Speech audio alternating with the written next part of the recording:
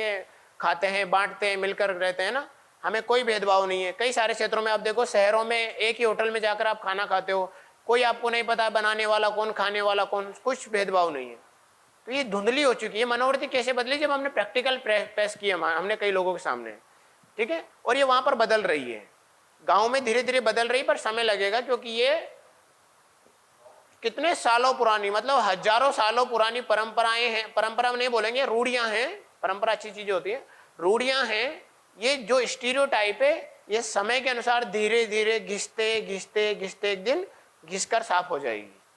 फिर हमारे सामने ये जो अस्पृश्यता की दीवार है, वो गांव से भी एकदम मिट जाएगी, और मिट रही है, बहुत तेजी से मिटती जा रही है, ठीक है। पर आज अभी भी कई जगह पे एज इट इज विद्वान है ये। चलिए थिंक करें आप लोग, आज के युवा हो, आपको लगता है कि कुछ गलत है तो उस पर विचार करें कि ये गलत है तो गलत है, शायद हाँ बुरा है। इसीलिए कंटिन्यू क्योंकि समाज के एक बड़े तबके ने उसको अपनी रूप में स्वीकार किया हुआ है। उसको लगता है कि दहेज एक अच्छी चीज है, लेकिन कानूनन क्या है, ये इलीगल है। बिल्कुल करते हैं। मिडिल क्लास फॉलो करता है, हाई क्लास डिसाइड करता है। उदाहरण बताऊं? ये चल रहा है पर बताना पड़ेगा ना, नाम नहीं बताऊंगा, समझ जाना कौन था।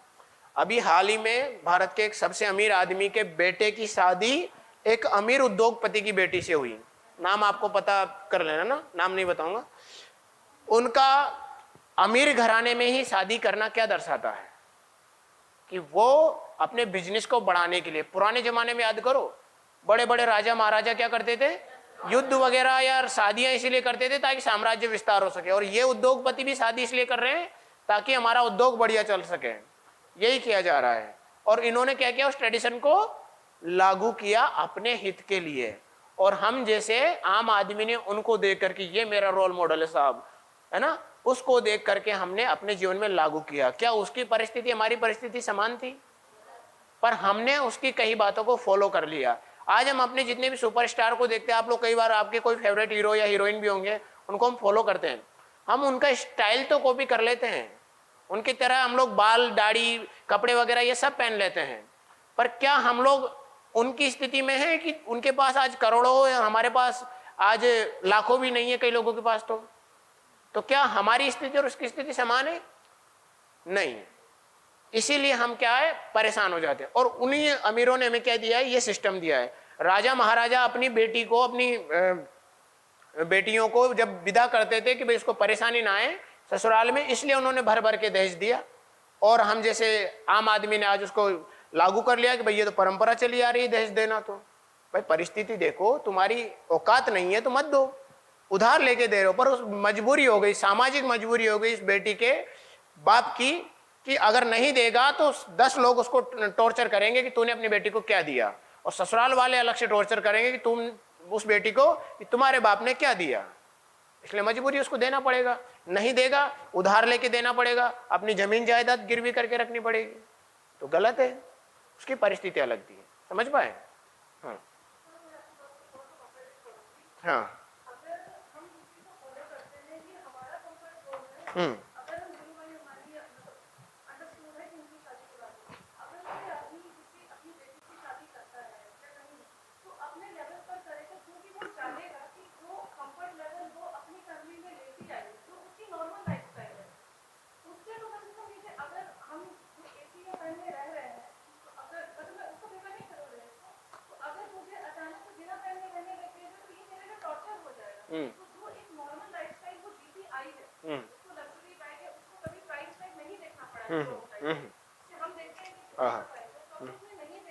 ओके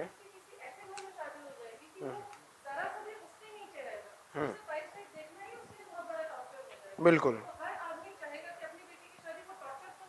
हाँ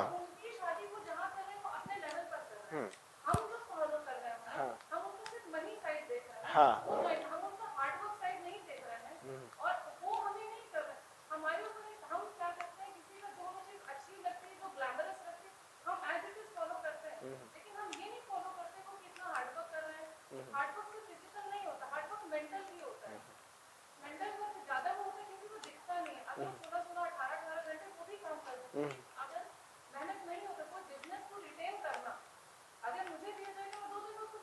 क्योंकि उनको कुछ नहीं आता। उस बिजनेस को रिटेन करना, उनके पास बेस्ट एडवाइजर है, लेकिन उन बेस्ट एडवाइजर में से किसकी बात मानना, क्योंकि हर बेस्ट एडवाइजर की राय अलग होगी। बिल्कुल। हम अपने कंफर्ट से फॉलो करते हैं, क्योंकि हम जबरदस्ती की अपनी नाक बना के रखे हैं। हम बोलते हैं अपने पैर के बाहर, जो बोलते पैर जो बोलते हैं ज्यादा के बाद हम पैसा चाहते हैं। हम अपनी सोसाइटी में डिसाइड करते हैं कि किसी ने 10 लाख दिया तो हम खुद अपने मन में मानते हैं कि मैं 12 दूंगा।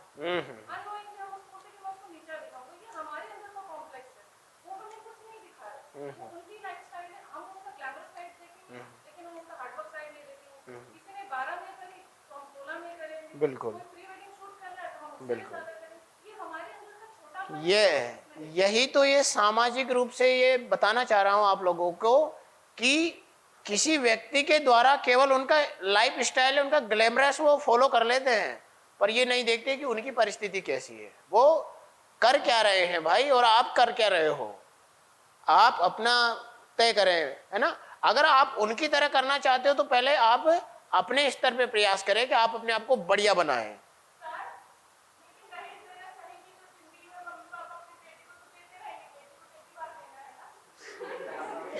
यही तो आजकल की बेटियों ने मान लिया है, इसीलिए तो दहेज बुरी तरीके से बुरा भी नहीं है, ये एक सामाजिक बुराई है, बहुत बुरी।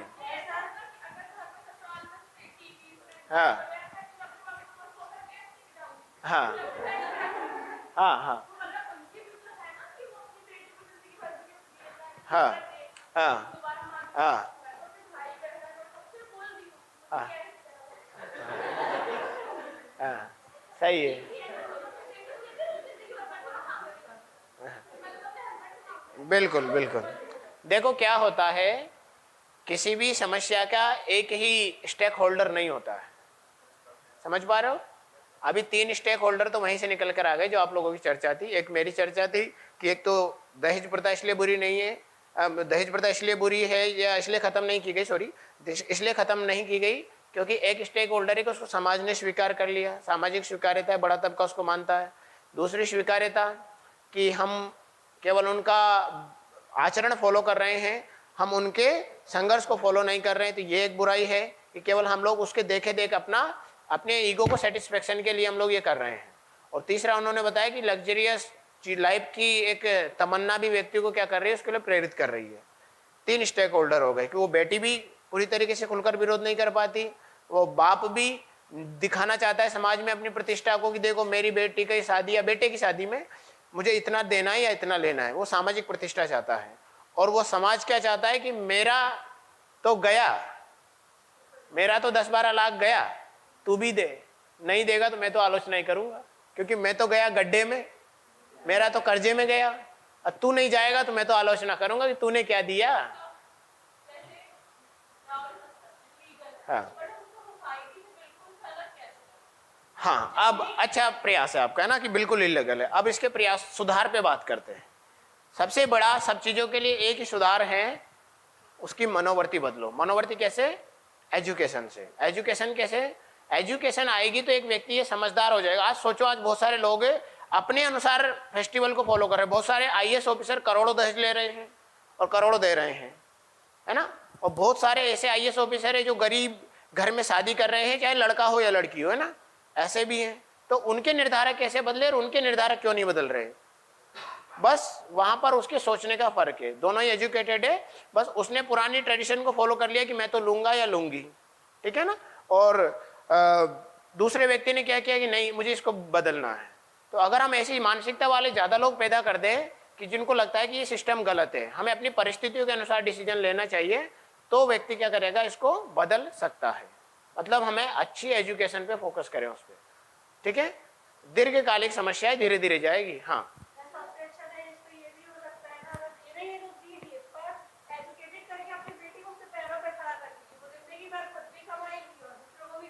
इसकी भी एक समस्या है, बताऊंगा। हाँ हाँ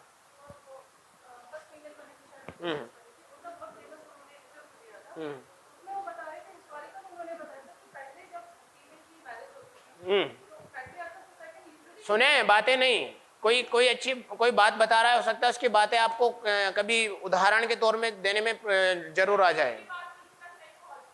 जोर से बोले थोड़ा सा।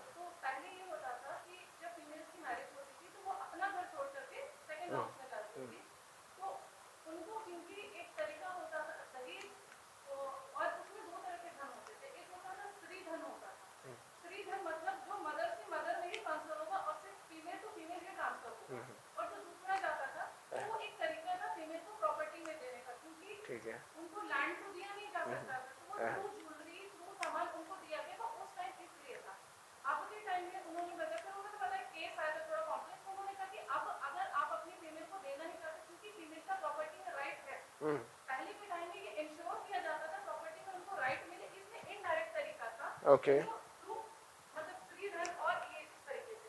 अब अगर आपको देना ही है तो आप उन्हें दहेज देने के बजाय, क्योंकि वो जो दहेज का सामान जाता है वो उसके काम नहीं आता, कई बार उसके बाद वो बाकी लोगों को इधर से उधर भी ट्रांसफर हो जाते हैं। आगे आप देना चाहते हैं तो उसे प्रॉपर्टी में राइट दीजिए जो उसे कोई छीन नहीं सकता, बजाय इसके कि आप उसे ऐसा सामान दे रहे हैं कि वो उसके काम आएगा ही नहीं, वो ट्रांसफर। उन्होंने जो भी अगर इसके पीछे का थॉट प्रोसेस उन्हें इक्वालिटी सॉर्ट ऑफ मतलब फाइनेंशियल स्टेबिलिटी देना था। चलिए ठीक है, तो एज इट इज नहीं फॉलो करना, हमें उसके पीछे की थॉट प्रोसेस समझना है। चलिए ठीक है, गुड। तो ये भी एक मुद्दा है और इस मुद्दे पे बाकी फिर आगे चर्चा करेंगे। अपने विचारों को अब सभी लोग ध्यान रखेंगे, मुझे प्लेटो पढ़ाना है ठीक है। दहेज प्रथा नहीं, दहेज प्रथा एक सामाजिक प्रथा है। मैं सोसाइटी वाला पोर्शन कभी लूंगा तो आपको उसमें बढ़िया चर्चा करेंगे ना। समाज वाले को मैं चर्चा की क्लास कैसे रखूंगा, इसको तो बंद कर देंगे या फिर चालू करेंगे, रखेंगे, खुलकर चर्चा करेंगे उस मुद्दे पर। हाँ, पर वो करूंगा मैं जब सेकंड बार आऊंगा तब, है ना चलिए, प्लेटो की तत्व मीमांसा। मुझे लगता है मैंने टॉपिक शायद आगे पीछे मैंने हो गए, 1 मिनट रुक जाओ। पहले कुछ और टॉपिक था इसके पहले, तत्व मीमांसा के पहले ज्ञान मीमांसा आएगा।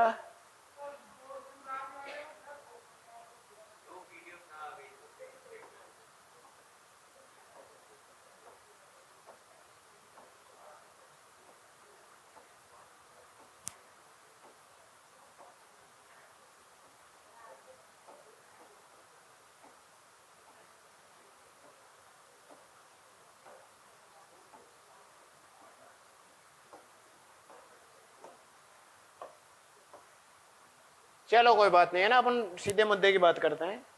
पीडीएफ में दोबारा बना करके आपको सेंड कर दूंगा, बस मुद्दा क्या है उसको समझो। आगे पीछे शायद इसके पेज हो गए हैं। चलो समझो, प्लेटो की तत्व मीमांसा फिर ज्ञान मीमांसा साथ में समझ लेते हैं।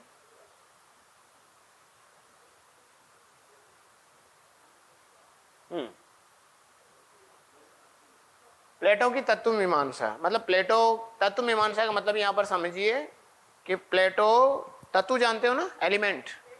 एलिमेंट क्या होता है? पदार्थ। केमिस्ट्री में अगर डेफिनेशन दे दो, बिल्कुल। सिंगुलर क्या है? एटम होते हैं, मतलब एक ही प्रकार के अणु परमाणु होते हैं, जो एक ही प्रकार के परमाणु से मिलकर जो बना रहता है उसको हम लोग क्या बोलते हैं? तत्व बोलते हैं या एलिमेंट बोलते हैं। फिर कंपाउंड आपको बताइए कि ग्रुप ऑफ एलिमेंट्स, पर वो भी कैसे कि निश्चित अनुपात में होने चाहिए ना, उनका एक निश्चित रेशियो होना चाहिए। और फिर उसके बाद मिक्सचर तो रहता है। हम तत्वों की बात करें, उसी तत्व के बारे में ज्ञात करना। अब यहाँ तत्व कौन सा हो गया इसमें, एथिक्स में? यहाँ तत्व की बात है इस संसार में जो भी चीजें मौजूद है, हम लोग, ये सारी दुनिया, ये पृथ्वी, धरती, ये सारा ब्रह्मांड, ये क्या है, इसके बारे में जानना ही क्या है? तत्व मीमांसा है। मतलब तत्व यानी कि वो सारा पदार्थ, मैटर, और उसके बारे में ज्ञान, वो क्या होती है? मीमांसा, उसके बारे में विचारधारा। तो ये तत्व मीमांसा क्या कहती है प्लेटो की, कि भैया तत्व मीमांसा कुछ नहीं है। ये भी मानते हैं कि सब चीजें जो हैं, प्लेटो ज्ञान व सत्ता अस्तित्व उसी को मानते हैं जो अपरिवर्तनशील और स्थायी है। यानी कि जैसे, यानी कि इन्होंने क्या किया है, जो ज्ञान है और तत्व है, तत्व मतलब फिजिकल, ज्ञान मतलब उस व्यक्ति के अंदर उसको देख करके क्या भाव मन में आए और उसमें वो किस निष्कर्ष पे पहुंचा। तो ज्ञान और तत्व, उन दोनों को उसने क्या किया? मिक्स किया। मिक्स मतलब कि वो एक दोनों से कनेक्ट किया और बोला कि तत्व मीमांसा ज्ञान मीमांसा से अलग नहीं है। कहने का मतलब ये चाह रहा है कि व्यक्ति को परलोक का अगर ज्ञान हो जाए, परलोक का मतलब जान रहे हो ना, अध्यात्म का ज्ञान है ना, इस दुनिया की बात नहीं, इसके अलावा भी अगर दुनिया का अगर उसको ज्ञान हो जाए, मतलब वो ये कहे कि ये संसार एक क्षणभंगुर है, ये संसार नश्वर है, समाप्त हो जाएगा, ये जो हम लोग एक दूसरे से घिरे हुए हैं, ये घिरे होने के पीछे रीजन जो है वो क्या है? वो हमारी अज्ञानता है। अगर हमें इस चीज का आभास हो जाए तो हम लोग इनको छोड़ देंगे। जैसे बुद्ध ने घर छोड़ा है ना, महावीर स्वामी ने घर छोड़ा, सभी लोगों ने घर छोड़ा, जितने भी महान बने सभी लोगों ने घर छोड़ा ही है। और आप लोगों को भी अगर महान बनना है, पढ़ाई नहीं हो पा रही घर में, तो घर छोड़ दो। मजाक नहीं कर रहा हूँ, सही कह रहा हूँ कि घर छोड़ दो। घर छोड़ने का मतलब मेरा यहाँ पर यह है कि वो कंफर्ट जोन छोड़ दो। आपको लग रहा है कि उस घर के उस कमरे में बैठकर दिन में या उस टाइम पे जब पढ़ना बैठती हूँ या बैठता हूँ तो नींद आती है, छोड़ दो, लाइब्रेरी जाकर ज्वाइन कर लो। आपको लग रहा है कि मुझे घर पे बार बार डिस्ट्रैक्शन आ रहे हैं, घर वाले बार बार कभी ये काम कभी वो काम, छोड़ दो। कहीं जाकर के दोस्त के, अगर अच्छा आपका अच्छा दोस्त है तो उसके घर पे जाके पढ़ लो, छोड़ दो। 4 लोग मिलकर के कोई ऐसी जगह डिसाइड कर लो, वहां बैठ करके पढ़ लो, छोड़ दो घर को। और जिसको लग रहा है कि ये शहर में रहकर, इस घर में रहकर मेरी पढ़ाई नहीं हो सकती, उसका मैं स्वागत करता हूँ, आदर्श परिवार ज्वाइन करें। और दूसरी शाखा में अगर गर्ल्स है तो गर्ल्सों के साथ उनको भेज दिया जाएगा, गर्ल्स टीचर के पास। बॉयज है तो बॉयज के पास भेज देंगे, वहां रहकर पढ़ाई करो, पर पढ़ो भाई, बिल्कुल फ्री ऑफ कॉस्ट है, ठीक है। सरकार आपको रहने के लिए व्यवस्था करेगी, संस्था आपको खाने के लिए पैसे, मतलब जो भी व्यवस्था है वो करेगी। बदले में एजुकेशन फ्री मिल ही रही है, तो रहना फ्री, खाना फ्री और एजुकेशन फ्री, ठीक है। बाकी आपको क्या करना पड़ेगा, संस्था में कुछ पढ़ाई संबंधी काम दिए जाते हैं, उनको थोड़ा सा करना पड़ेगा बदले में। तो अगर कोई ऐसा भी विद्यार्थी जिसको लग रहा है कि यहाँ रहकर मेरी पढ़ाई नहीं हो पा रही, या कोई का भी कहीं का दूर का रिश्तेदार हो, वहां रहकर नहीं पढ़ पा रहा, ज्वाइन कर सकता है ना, ठीक है। बताइए समस्या है ना, पर वो सीमित है, सभी लोगों के लिए नहीं है। जो वास्तव में नीडी, उन्हीं लोगों के लिए। पहले हम जानेंगे कि उसके वास्तव में प्रॉब्लम है या नहीं है। बहुत सारे जरूरतमंद है, बहुत सारे लोगों को लगता है कि नहीं यहाँ घर पे रहकर नहीं पढ़ पा रहे, तो फिर उसको दूसरी शाखा में हम लोग भेज देंगे। कई लोगों का घर रह करके पढ़ाई नहीं हो पाती, घर के माहौल में रह करके, इसलिए भी नहीं। तो मैं कहाँ था, मैं इधर था। तो ये कहते हैं कि जिस व्यक्ति को ये ज्ञान हो जाए कि ये तत्व क्या है, नश्वर है, नष्ट हो जाएगा एक दिन, इन सब चीजों का ज्ञान हो जाना है। अभी तत्व के बारे में कहते थे भैया, जगत में मूल तत्व की जो खोज है वो तत्व मीमांसा खोज करती है। इन्होंने कहा कि वही जो इनके गुरु का इनके ऊपर बहुत बड़ा प्रभाव पड़ा। इनके गुरु कौन थे, सुकरात। सुकरात भी क्या करते थे, डायलेक्ट मेथड अपनाते थे। वो करते थे प्रश्न फिर उत्तर, फिर उत्तर का बदले में प्रति प्रश्न पूछते थे, फिर प्रत्युत्तर में मिलता था। ऐसे करते करते धीरे धीरे क्या हुआ कि फिर लास्ट में पूछते थे कि हाँ यार ये बात सच है, ये नहीं कटेगी। मतलब इन्होंने भी प्रत्यय वाले कॉन्सेप्ट को अपनाया था। सुकरात ने प्रत्यय किसको बोला था, प्रत्यय बात किए थे ना हमने, जनरल ट्रेट्स प्रत्यय कहलाते हैं। मतलब कि किसी व्यक्ति के अंदर वो सामान्य गुण जो कभी नहीं बदलते, उसको हम लोग बोलते हैं जनरल ट्रेट्स या प्रत्यय। अब उन प्रत्ययों के आधार पर कि भाई सभी चीजों में अगर कोई कॉमन चीज मिल रही है और लगभग वह सभी की दृष्टि से एक ही जैसी लग रही है, तो वो क्या है, वो वास्तविक ज्ञान है। जैसे कि किसी ने बोल दिया मृत्यु अटल है, तो उसके बोलने से भर मत मानो, प्रैक्टिकल करो। इसने भी देखा है कि मृत्यु अटल है, कोई भी मेरा रुक नहीं रहा, मरने वाला रुकेगा नहीं, मरेगा, उसको भी पता है। दूसरे देश में चले जाओ, मतलब देश काल परिस्थिति में भी वो नहीं बदल रहा, तो वो बोलेंगे वो सर्वोत्तम सत्य है। ये उन्होंने कहा तत्व मीमांसा में, यानी कि तत्व का ज्ञान हो जाना कि कौन सा तत्व नश्वर है। तो ये भी लगभग उसी को फॉलो करते हैं कि संसार ऐसा ही है, थोड़ा बहुत ईश्वर की सत्ता, ईश्वर के रूप है। उन्होंने उदाहरण दिया था कि मतलब जिस प्रकार से चंद्रमा है, चंद्रमा की छाया आपको थाली में, तालाब में, झील में, नदी में दिखेगी अलग अलग रूप से। अब जो चंद्रमा के ज्यादा करीब रहेगा या जो ज्यादा बड़ा रहेगा, उसको चंद्रमा बेहतरीन तरीके से दिखाई देगा। पर वास्तव में चंद्रमा पूर्ण रूप से अपने आप में पूर्ण है, वो केवल उसका एक आभास मात्र है। इसी प्रकार ये कहते हैं कि तत्व जो है वो परम तत्व तो ईश्वर है, और उसके बाद में बाकी तो हम लोग क्या है, उनका केवल एक प्रतिबिंब है, हम केवल उनकी क्या है, कॉपी है। और जो जितना जान पाया वो उतना ही समझ पाया। तो ये तत्व मीमांसा की बात करते हैं। ज्ञान मीमांसा इनकी क्या है, तत्व मीमांसा समझ गए, ज्ञान मीमांसा समझिए। ज्ञान मीमांसा में ये कहना चाह रहे हैं कि कोई भी व्यक्ति ज्ञानी होगा, वही इन्होंने अपने गुरु को फॉलो किया। ज्ञानी कौन होगा, जिसको पहले अपने आत्मता के आधार पर, पहले वो प्रत्यक्ष रूप से देखेगा, उसको ज्ञान नहीं मानेंगे। ज्ञान की भी इन्होंने श्रेणियां बनाई है, मैं बताता हूं आपको।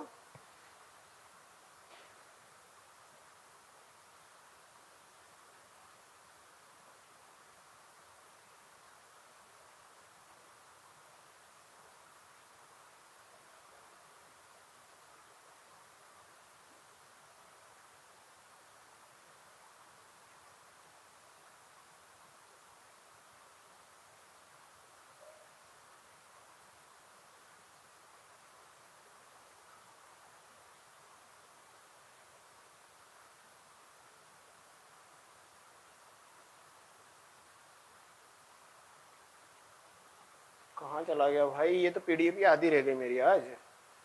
चलो इधर से देख के बता देता हूँ मैं, बस नाम याद हो जाए मुझे, बाकी का मैं आपको बताता हूँ। आओ ले लो ना।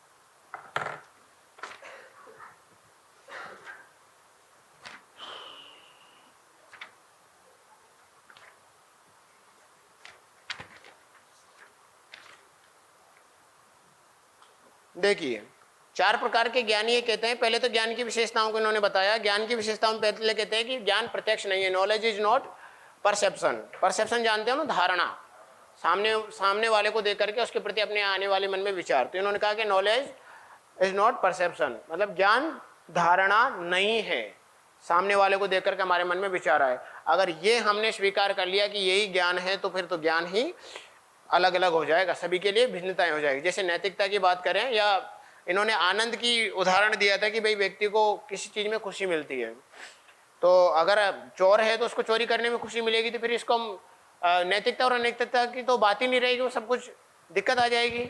इसीलिए ये कहते हैं भाई ज्ञान हमें सार्वभौमिक होता है, सभी जगह पर होता है और हमारे सभी चीजों में प्रयोगों के आधार पर वह हमें प्राप्त होता है। अगला कहते हैं ये कि भाई ज्ञान जो है वह सर्वमान्य, नित्य, वस्तुनिष्ठ होता है ना, सापेक्ष, आत्मनिष्ठ परस्पर नहीं होता है। मतलब कि सामने वाले को देख करके हमारे अंदर ज्ञान हो जाए।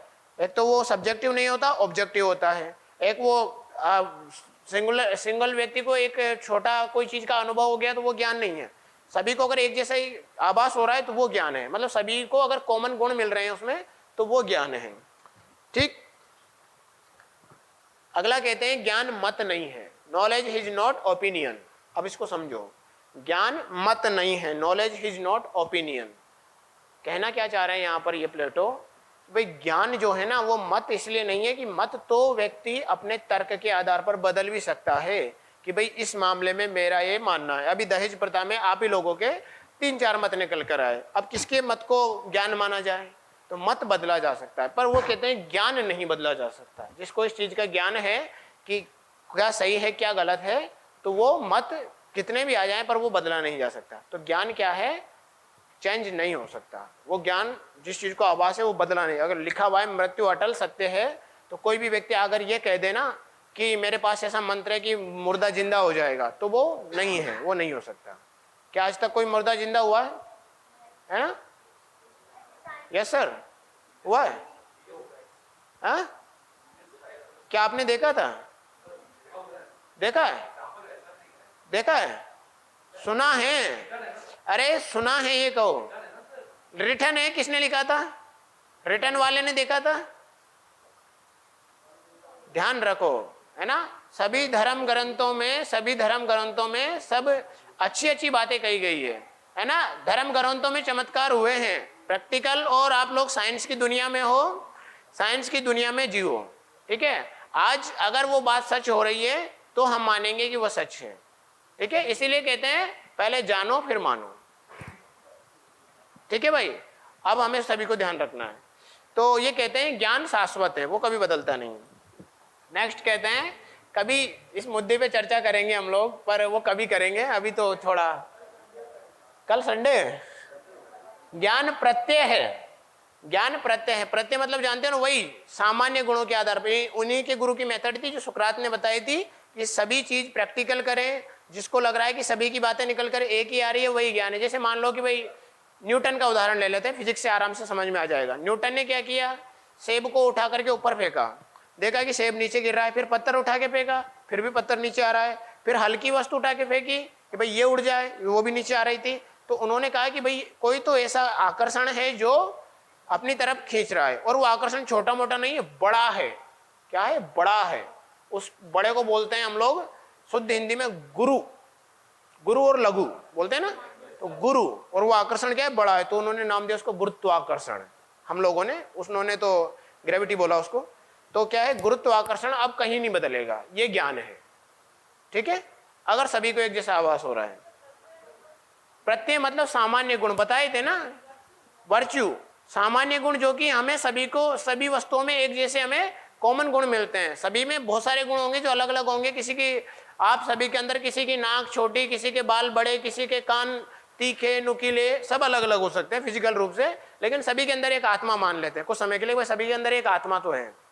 तो वो आत्मा क्या है? एक जनरल ट्रेट हो गई आपका, मतलब वो क्या है? प्रत्यय है, ठीक है भाई। हाँ, और दूसरा एक ज्ञान मान लेते हैं कि सभी 5 तत्वों से मिलकर बने हुए हैं, 5 तत्वों से, तो वो क्या है? वो प्रत्यय है। अगला देखो, ज्ञान को इन्होंने 4 कैटेगरी में डिवाइड किया भैया प्लेटो ने। एक था काल्पनिक, प्रतिभाषिक ज्ञान, चलिए कंजेक्टोरल नॉलेज है, देख लेंगे, मैं बता रहा हूं। काल्पनिक या प्रतिभाषिक ज्ञान मतलब जो कल्पनाओं के आधार पर व्यक्ति को ज्ञान हो, कल्पनाएं करें, हाँ ऐसा हुआ होगा, कल्पना करके किसी ने कुछ भी लिख दिया, वो ज्ञान नहीं है। कल्पनाओं पर आधारित ज्ञान को इन्होंने ज्ञान नहीं माना, बोला कि ज्ञान है पर निम्न कोटि का ज्ञान है। अगला बोलते हैं ये व्यवहारिक ज्ञान, सेंशियस नॉलेज। व्यवहारिक ज्ञान कैसा, जो हम लोग व्यवहार में बातें अपनाते हैं। आपने देखा होगा कि कई सारे लोग अच्छे अच्छे स्टेटस लगाते हैं कि है ना, देख लिए जमाने की हमने, है ना, जमाना बुरा ही बुरा है। तो आपको व्यवहार में ज्ञान हो रहा है ना कि आपने अच्छा किया फिर भी आपके साथ बुरा मिल रहा है, तो व्यवहारिक ज्ञान है। उन्होंने कहा ये भी ज्ञान नहीं है। व्यवहार में आदमी को कैसा महसूस हो, किसी के साथ हो सकता है परिस्थिति अलग हो, किसी को उसी घटना का कोई अलग प्रभाव पड़े, तो व्यवहारिक ज्ञान भी कोई ज्ञान नहीं है। जो उसने व्यवहार में देखा कि आप उस पर सिद्धांत गढ़ दो। बहुत सारे लोगों के जनरल स्टेटस यहीं पर होते हैं, स्टेटस लगाते हैं हम लोग कि है ना, आजकल जमाने में भलाई, आजकल भलाई का तो जमाना ही नहीं रहा,